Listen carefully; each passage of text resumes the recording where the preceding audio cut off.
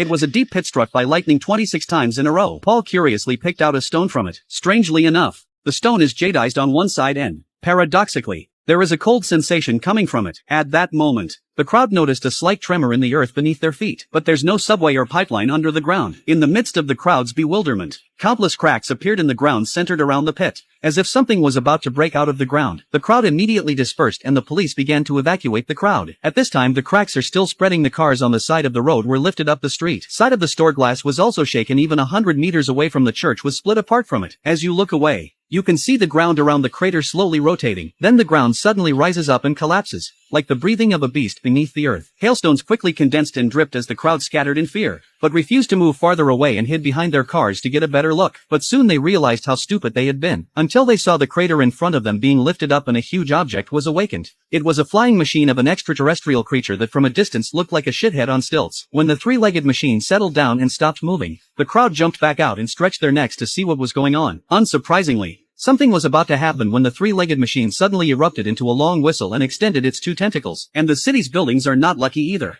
They will be destroyed in an instant after taking a hit. Paul was lucky to get away with it, thanks to some amazing maneuvering. But he stumbled home. The kids, looking at him as if he'd just been carrying cement, rushed up to him and asked what had happened. Paul then reacted by going to the bathroom and slapping the dust off his body before washing his face in cold water to clear his head. He didn't have time to explain. He told the kids to pack up their things and then pulled out the combination box from under the bed and slipped the pistol, which had been dusty for years, onto his belt. It was clear that fleeing the city was the smartest thing to do. Paul took the kids and went straight to the garage across the street and sat in the only car that the owner had fixed. The owner thought Paul was joking and didn't care. Bessie was already crying from the shock of her father's marvelous behavior, but when she saw what she saw behind her, she covered her mouth in surprise.